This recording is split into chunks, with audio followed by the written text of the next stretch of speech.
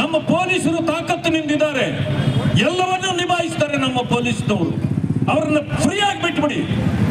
ಆದ್ರೆ ನೀವು ಕಂಟ್ರೋಲ್ ಮಾಡಕ್ ಹೋಗಿ ಅವ್ರ ಕೈಯಲ್ಲಿ ತಪ್ಪುಗಳನ್ನು ಮಾಡಿಸ್ತಾ ಇರ್ತಕ್ಕಂಥದ್ದನ್ನು ನಾವು ನೋಡ್ತಾ ಇದ್ದೀವಿ. ಇವತ್ತು ನಾವು ಹುಬ್ಬಳ್ಳಿಗೆ ಬಂದಿದ್ದೇವೆ. ನಾವಲ್ಲಿ ಹೊರಟಾಗ ಏನೂ ಇಲ್ಲ.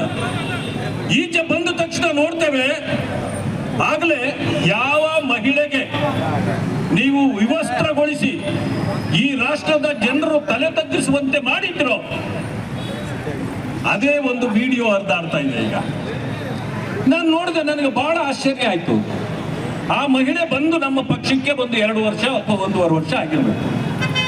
ಅದಕ್ಕೆ ಮುಂಚೆ ಒಂದು ವಿಡಿಯೋ ಮಾಡಿದ್ದಾರೆ ಅವ್ರದ್ದು, ಕಾಂಗ್ರೆಸ್ನವರು. ಫೆಡರಲ್ ಎಕ್ಸ್ಪೋರ್ಟ್ ಬನ್ನಿ i17 ಫೋನ್ನಲ್ಲಿ property interior construction material expo. ಪ್ರತಿದಿನ ಒಂದು ಐಫೋನ್ 17 ಗೆಲ್ಲುವ ಅವಕಾಶ ಮಾಡಿ ಈಗ ಹರಿಬಿಟ್ಟಿದ್ದಾರೆ. ಯಾಕೆಂದ್ರೆ ಅವರ ವಿರುದ್ಧ ಮಾತಾಡಿದ್ರು, ಪಕ್ಷ ಬಿಟ್ಟರು ಅನ್ನೋ ಕಾರಣಕ್ಕೆ. ಅಂದಮೇಲೆ ನಾವು ಅರ್ಥ ಮಾಡ್ಕೊಳ್ಬೇಕಲ್ಲ ಕಾಂಗ್ರೆಸ್ನವರ ಮನಸ್ಥಿತಿಗಳು ಎಂತ ಅಂತ ತಿಳ್ಕೊಳ್ಬೇಕು. ಮಾನ್ಯ ಕಾಂಗ್ರೆಸ್ ಕಾರ್ಯಕರ್ತರೇ, ಕಾಂಗ್ರೆಸ್ನಲ್ಲಿ ಕೆಲಸ ಮಾಡ್ತಾ ಇರತಕ್ಕಂತ ಹೆಣ್ಣು ಮಕ್ಕಳೇ, you are not safe in Congress party. ನಿಮ್ಮ ವಿಡಿಯೋಗಳು ಬರ್ತಾ ಇವೆ. ನಿಮ್ಮ ಏನೇನು ನೀವು ತಪ್ಪು ನಿಮ್ಮ ಕೈಲಿ ಮಾಡಬಾರದನ್ನು ಮಾಡಿಸಿ ಕಾಂಗ್ರೆಸ್ನವರು ವಿಡಿಯೋಗಳನ್ನು ಮಾಡಿ ನೀವು ಪಾರ್ಟಿ ಬಿಟ್ಟಾಗ ಬ್ಲಾಕ್ ಮೇಲ್ ಮಾಡಲಿಕ್ಕೆ ನಿಮ್ಮ ವಿಡಿಯೋಗಳನ್ನ ಹರಿಬಿಡ್ತಾರೆ, ನಿಮ್ಮ ಗೌರವ ಕಳೀತಾರೆ. ನಾನು ಒಂದು ಮಾತನ್ನ ಕೇಳಲಿಕ್ಕೆ ಬಯಸ್ತೇನೆ. ಕಾಂಗ್ರೆಸ್ನಲ್ಲಿ ಇದ್ದಾಗ ತೆಗೆದ ವಿಡಿಯೋ ಅವತ್ತೇ ಬಿಡಬೇಕಾಗಿತ್ತು. ನಿಮಗೆ ತಾಕತ್ತಿದ್ರೆ ಆವತ್ತು ನಿಮ್ಮ ಮರ್ಯಾದೆ ಹೋಗ್ಬಿಡ್ತದೆ ಅಂತ ಕಾಯ್ತಿದ್ರಿ.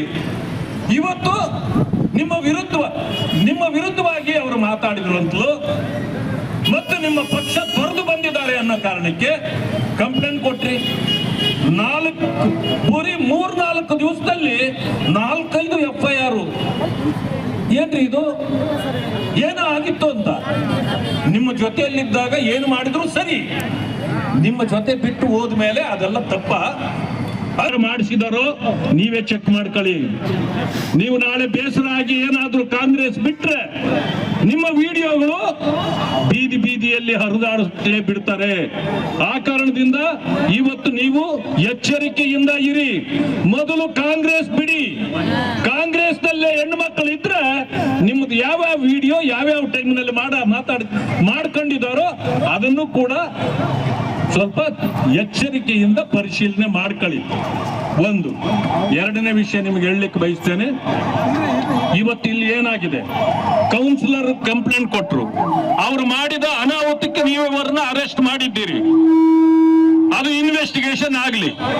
ಎರಡನೇದು ಏನಂತಂದ್ರೆ, ಆ ಕಟ್ಟಿಯವರು ಯಾರು ಇನ್ಸ್ಪೆಕ್ಟರ್ ಇದ್ದಾರೆ, ಅವರು ಆ ಕಟ್ಟಿಯವರು ಮಾಡಿರ್ತಕ್ಕಂತ ಅನಾಹುತಗಳಿವೆಲ್ಲ.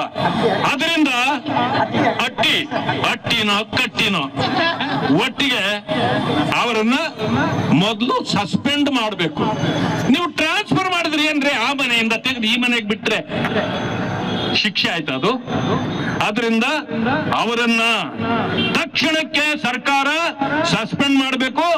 ಈ ಘಟನೆ ಏನಿದೆ, ನ್ಯಾಷನಲ್ ವುಮೆನ್ ಕಮಿಷನ್ ಈಗಾಗಲೇ ಸಮೋಟ ಕೇಸನ್ನ ಬುಕ್ ಮಾಡ್ಕೊಂಡಿದ್ದಾರೆ. ಅವರು ಈಗ ಬರ್ತಾರೆ. ಇದು ಸಣ್ಣ ವಿಷಯ ಆಗೋದಿಲ್ಲ. ನಮಗೆ ಮಾನವೀಯತೆ ಮುಖ್ಯವೇ ಹೊರತು ಕಾಂಗ್ರೆಸ್ನವ್ರು ಹೇಳೋ ರೀತಿ ಮಾನವೀಯತೆ ಅಂತ ಹೇಳೋದು ಮಾನ ಕಳಿಯೋದಲ್ಲ ನಮ್ಮ ಕೆಲಸ. ನಮ್ಮ